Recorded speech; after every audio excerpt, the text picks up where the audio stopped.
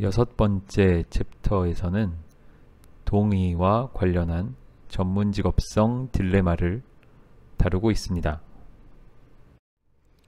이 챕터의 도입부입니다.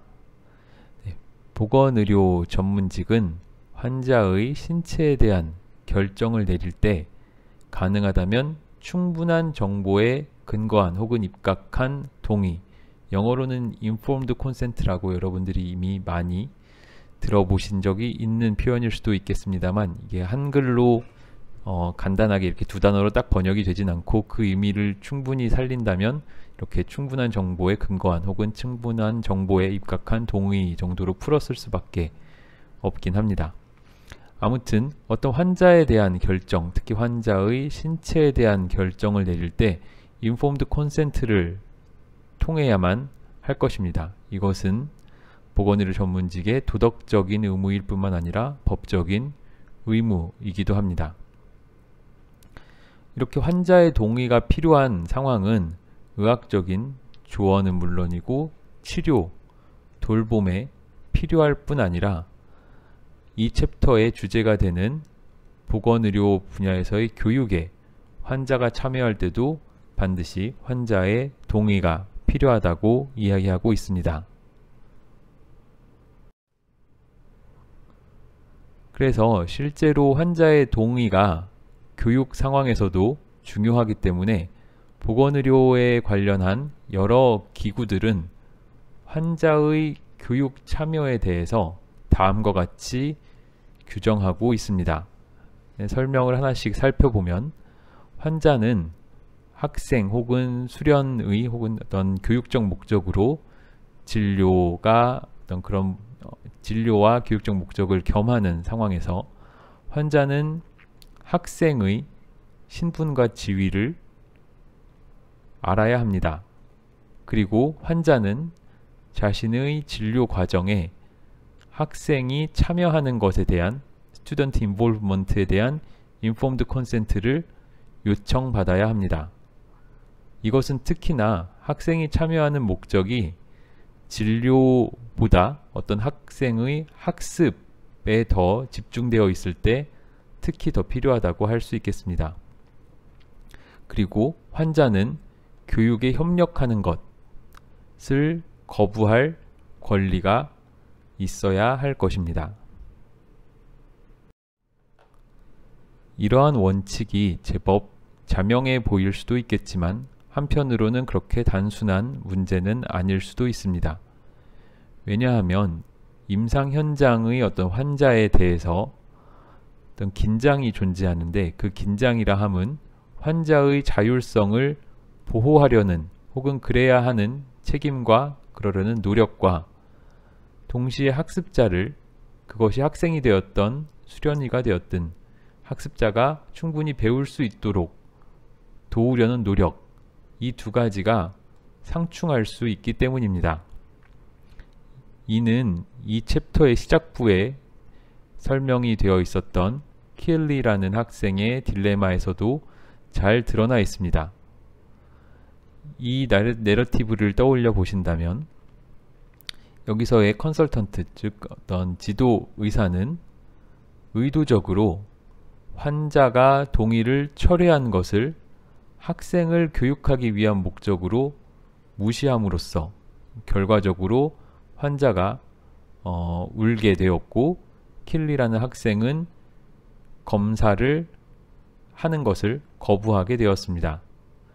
그리고 궁극적으로 이 킬리라는 학생은 그 상황에서 검사를 지속하는 것이 도덕적으로 옳지 않은 일이라고 생각했으며, 왜냐하면 그때의 검사란 단지 그녀 자신, 즉 학생과 동료 학생만을 위한 것이지 환자를 위한 것이 아니었기 때문입니다.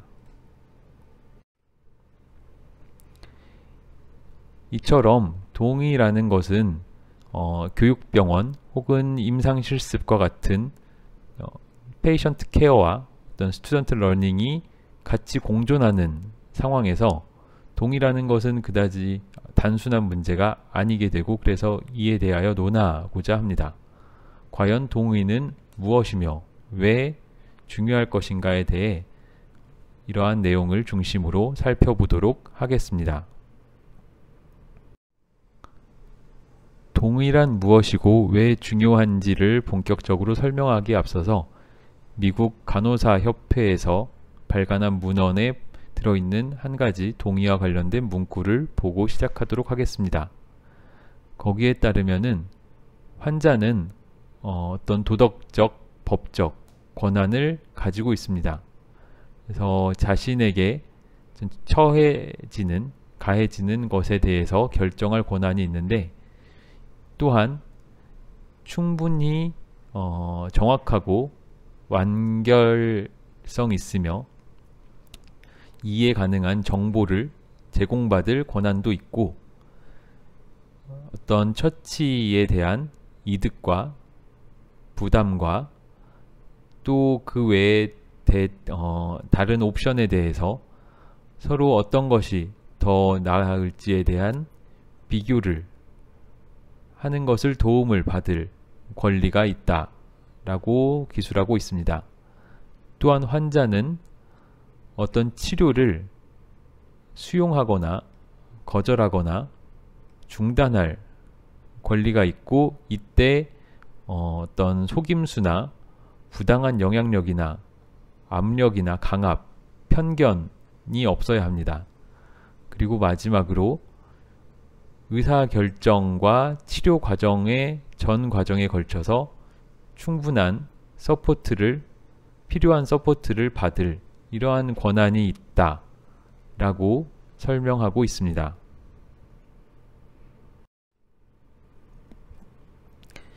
이러한 쿼트와 같이 충분한 정보에 입각한 동의, informed consent라는 것은 환자가 자신에게 가해지는 어떤 보건의료의 여러 가지 결정에 관하여 수반되는 이익과 위험을 충분히 이해한 상태에서 자발적으로 내리는 결정을 의미합니다. 그러니까 앞서 있었던 퀘엇을, 그 인용 문구를 요약하자면 이렇게 핵심 내용을 요약할 수 있는 것이고요. 따라서 동의가 유효, 즉 valid 하려면 첫 번째로 동의할 능력이 있는 환자가 자유의지로 라고 이제 번역을 했는데, 이제 given freely라고 영어로 되어 있었고요. 자유의지로 결정해야 되고, 만약에 능력이 부족한, 그러니까 동의할 능력이 충분하지 않은 상황이라면, 이것이 영구적인 상태든 혹은 일시적인 상태든, 만약에 그러한 상황이라면 환자의 최선의 이익을 위하여 결정되어야 한다 라는 조건이 필요할 것입니다. 그래서 다음 박스 6.1에는 돌봄, 케어에 있어서 환자 참여에 대한 환자의 동의에 대해서 구체적인 가이드가 제시되어 있습니다. 앞서 동의가 유효, 즉 valid 하려면 일정한 조건을 충족해야 된다고 설명한 바가 있는데요. 따라서 반대로 말하면 어떤 조건 혹은 동의가 유효한 조건이 충족되지 않는다면 반대로 무효화 될 수 있다 라고 생각해야 합니다. 그리고 무효화 될 수 있는 조건은 다음에 있는 박스 6.2에 더 자세히 설명되어 있습니다. 아무튼 동의가 무효화 될 수 있다는 말은 이러한 함의를 갖습니다. 즉 동의라는 것이 완료형, 여기서 one-off 이벤트라고 한, 즉 한 번 하면은 영구히 그 효력을 발휘하는 게 아니라, 동의라는 것은 진행형의 과정이라는 것입니다.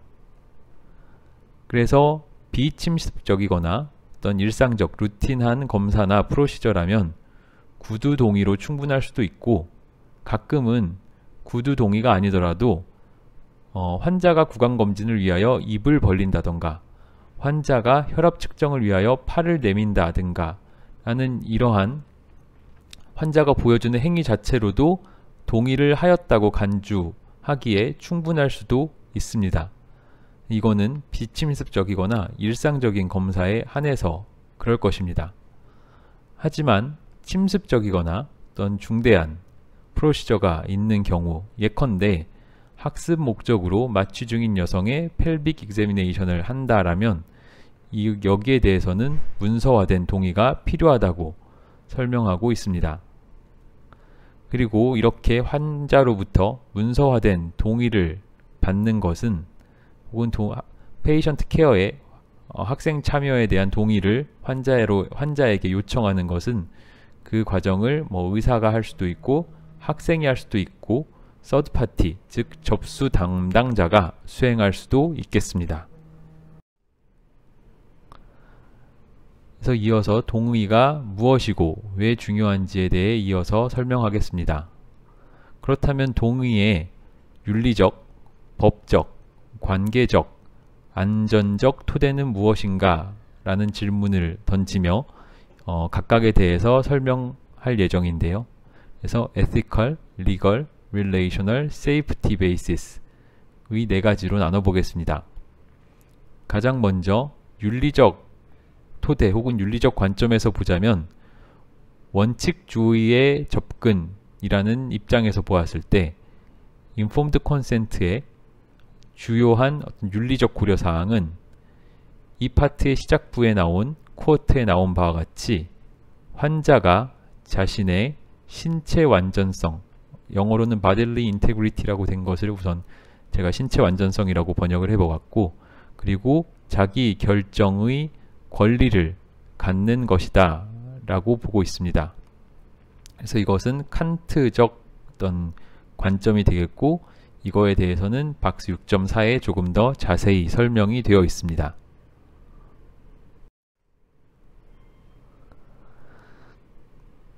윤리 중에서 어떤 공리주의적 관점에서는 잘 훈련받은 의사로부터 미래 환자는 이익을 보게 될 것이기 때문에 이러한 미래 환자의 궁극적인 이득, 베네핏을 위하여 학생은 현재 환자에게 진료 연습을 할 수 있어야 한다라는 게 공리주의적 관점이 되겠습니다. 이것은 실제로도 어느 정도 사실이기도 한데, 보건의료계 학생의 교육에 환자를 참여시키는 것은 그 과정을 통해서 학생들이 휴머니즘을 기를 수 있고, 학생들이 임상 스킬과 의사소통 스킬을 기를 수 있고, 학생들이 환자와의 파트너십을 기름으로써 미래의 의료인으로서 더 잘 성장하게 하는 것에 분명히 기여하는 바가 있기 때문입니다. 따라서 이렇게 두 가지 윤리적 관점을 비교해 봤는데, 환자 동의에 대한 접근법을 윤리적으로 보았을 때 절대적으로 옳거나 그른 것이 있다고 보기는 어려울 것입니다. 이어서 법적 관점에 대해서 이야기해 보겠습니다. 법적인 관점에서는 미국과 영국을 포함한 많은 나라에서 유효한 동의, valid consent 없이 환자의 몸에 손을 대는 것은 구타 및 폭행이라는 범죄 행위가 될 수 있다라고 설명하고 있습니다. 더 나아가서 환자는 보건의료 전문직이 환자에게 해를 수반할 수 있는 인터벤션에 대해서 유효한 동의를 얻지 않을 경우 과실로 문제가 될 수 있다고 덧붙여 설명하고 있습니다. 관계적 관점에서 동의는 환자와 의사 관계를 위태롭게 할 수도 있다는 점에서 중요합니다. 특히 여기서는 이제 체면이라는 단어를 중심으로 설명하고 있는데, 체면이란 사회적 맥락에서 존엄이나 어떤 자신의 위치에 대한 감각이기 때문입니다. 마지막으로 안전의 관점에서 동의가 중요한 이유는 자기 자신의 돌봄에 관한 결정에 참여함으로써 그것이 더 나은 보건의료 성과와 연결될 수 있기 때문입니다. 그래서 요약하자면 그것이 동의의 중요한 이유가 윤리적인 이유든 법적 이유이든 관계에 대한 이유이든 안전에 대한 이유이든 어떤 관점에서 보든지 간에 동의가 중요하다는 것을 설명하고자 하는 것입니다. 그래서 동의가 중요한 이유는 비단 환자를 보호해 줄 뿐만 아니라 환자에게 혹은 환자를 서브하는 학생, 수련의, 전문직을 보호하는 수단이기도 하기 때문에 동의는 중요하다고 볼 수 있겠습니다. 그렇다면 여기부터는 환자의 동의, 특히 환자 진료에 학생이 참여하는 것에 대해서 환자들이 어떠한 동의에 관한 모습을 보이는가에 대해서 흔히 생각하는 어떤 잘못된 미신 같은 것을 설명하고자 합니다.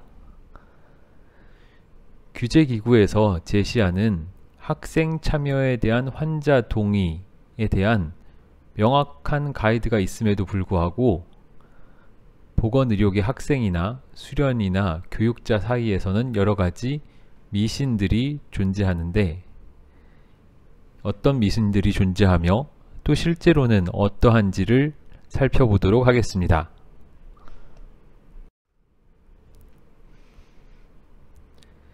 그래서 어떤 흔한 미신에 대해서 환자 동의에 관한 흔한 미신을 설명하고자 하는데 대부분의 미신은 거절에 대한 과장된 공포 때문에 발생한다 라고 이 책의 저자들은 서술하고 있습니다.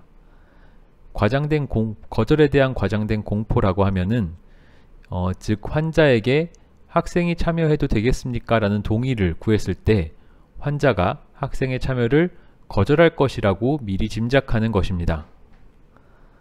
특히 검사 행위가 내밀한 인티메이트라고 했는데 이제 보통은 비뇨생식 기계에 대한 어떤 검사가 될 테고 이런 경우나 혹은 학생이 특정 프로시저나 검사를 처음 수행하는 경우에 특히 환자는 거절할 것이다 라고 많이 짐작할 수도 있겠습니다. 하지만 이 책에서 이야기하고 있는 바는 여러 연구에 따르면 학생이 진료 과정에 참여하는 것은 환자에게도 도움이 될 수 있다고 이야기하고 있습니다. 그 이유로 아래의 몇 가지 정도를 꼽는데 먼저 환자는 그렇게 진료에 동의한 진료에 학생 참여에 동의한 환자는 학생이나 임상교사, 클리니컬 티처로부터 더 많은 시간과 관심을 받게 되고 환자가 학생과 이야기하는 과정이 일종의 치료적 성격을 가질 수 있다는 것을 깨달을 수도 있습니다. 환자는 자신이 학생을 돕는다는 생각을 하게 되고 그래서 스스로 empower됨을 느낄 수 있고 이것이 자신이 보건의료 교육에 영향을 줄 수 있는 기회라고 생각하게 될 수도 있겠습니다. 그리고 보건의료 서비스에 무언가를 돌려준다는 느낌을 받기도 한다고 합니다. 물론 여기서 이야기한 모든 것들이 우리나라의 상황에 1대1로 반드시 그대로 적용된다고 볼 수는 없겠지만 적어도 외국에서 이루어진 여러 연구에 따르면 이러한 장점이 있다는 것을 한 번쯤은 생각해 볼 필요도 있겠습니다.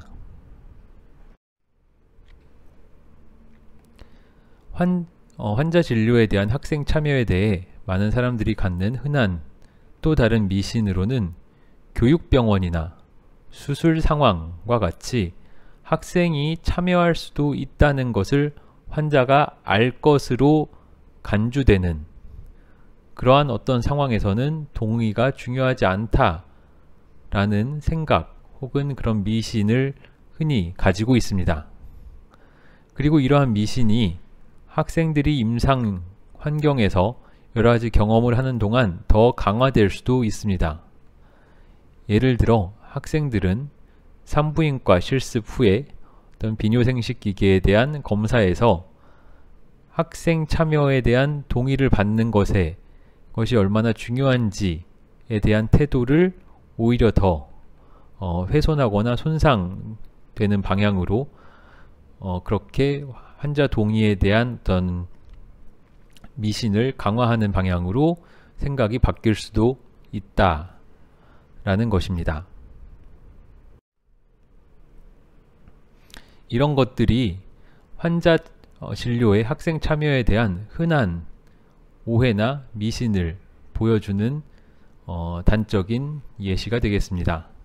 그래서 이 책에서는 몇 가지 학생 참여에 대한 환자 동의의 미신을 설명하고 있는데, 그 첫 번째는 학생 참여 동의를 요청하면 환자가 거절할 것이다 라는 미신입니다. 즉, 환자가 아니요 혹은 원하지 않습니다 라고 대답할 것이라는 흔한 미신이 있습니다. 이러한 오해가 몇 가지의 부정적인 결과로 이어질 수 있다는 것이 더 큰 문제가 될 수도 있겠습니다. 여기서 말한 이로 인해 발생할 수 있는 adverse outcome은 예를 들면 학생이 있다는 것을 애당초 이야기하지 않는다거나, 혹은 학생이라는 것을 말하지 않기보다는 오히려 이제 학생이 더 시니어, 즉 어떤 면허를 가진 혹은 충분히 더 경험이 있는 어떤 그런 의료진처럼 보이게끔 하려고 학생의 신분을 틀리게 이야기하는 이런 결과로 이어질 수 있다라는 문제를 지적하고 있고, 하지만 앞서 무효한 invalid한 동의의 사유에 대해서 설명한 바와 같이 이런 식의 행동을 하는 것은 불충분한 정보 제공 또는 강요의 사유가 되기에 무효한 동의를 무효화시킬 수 있습니다. 뿐만 아니라 이러한 행위는 정직과 신뢰라는 전문직업성 행동 강령에도 위배되고, 전문직업성 행동 강령은 앞서 이 챕터에서 다룬 바가 있겠습니다. 그렇다면 학생 참여에 대한 동의를 요청하면 환자가 거절할 것이다 라는 이것이 정말 실제로도 미신일까요? 만약에 그렇다면 어느 정도로 그런지, 환자는 늘 거부하는 것을 선택하는지에 대해서 저자들은 몇 가지 연구 결과를 근거로 설명을 혹은 이 미신을 반박하고 있습니다.